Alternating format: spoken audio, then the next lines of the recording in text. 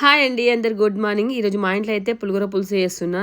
దేవుని ప్రసాదం ఎట్లుంటుందో అలానే ఉంటది. చింతపండు నానబెట్టుకుని గుజ్జును సపరేట్ వేసుకొని ఉప్పు, పసుపు, నూనె, అల్లిగడ్డ వేసుకొని మరిగించుకోవాలి. ఇవైతే పోపుకు నూనె, జీలకర్ర, ఆవాలు, ఎండుమిర్చి, పల్లీలు, కొత్తిమీర, పసుపు, మినపప్పు, శనగపప్పు. నేను పౌడర్ చేసుకోవడానికి జీలకర్ర, ఆవాలు, నువ్వులు, హాఫ్ టీ స్పూన్ మెంతులు, గుండు మినపప్పు, శనగపప్పు, ఎండుమిర్చి వేయించుకుని పౌడర్ పట్టుకున్నా. ఆలోపు పులుసు అయితే మరిగింది. పౌడర్ అనేది సగం వేసుకొని సగం అయితే ఉంచుకున్నా. వేరే కర్రీలో కూడా యాడ్ చేసుకోవచ్చు. కొంచెం అంతా బెల్లం కూడా వేసిన పులుపు అనేది మేనేజ్ చేస్తుంది. ఇప్పుడు కడాయి పెట్టుకుని నూనె, జీలకర్ర, ఆవాలు, పల్లీలు, ఎండుమిర్చి, మినపప్పు, శనగపప్పు, కొత్తిమీర ఒకదానికి ఒకటి వేసుకొని మంచిగా మగ్గిన తర్వాత పసుపు వేసుకున్న. ఇంగువ కూడా వేసుకోవచ్చు పోసులో. నేను ఇంగువ అయితే వేయలేదు. ఇంగువ వేస్తే టేస్ట్ బాగుంటది, కానీ మా ఇంట్లో ఎక్కువ వాడము. అన్నం అయితే ఫస్ట్ చల్లార పెట్టుకున్నా. దీని వల్ల ఏంటంటే అన్నం పొడి పొడిగా వస్తుంది. ఇప్పుడు అన్నం సరిపడంత పులుసు పోసేసుకుని కలుపుకోవాలి. ఉప్పు తక్కువ ఉంటే ఇప్పుడు వేసేసుకొని కలుపుకొని ఒక గంట తర్వాత తింటే మాత్రం సూపర్ టేస్టీగా ఉంటుంది. సేమ్ గుళ్ళు పులిహోర ఎలా ఉంటుందో అలానే ఉంటుంది. వీడియో నచ్చితే ప్లీజ్ సబ్స్క్రైబ్ చేసి లైక్ చేయండి.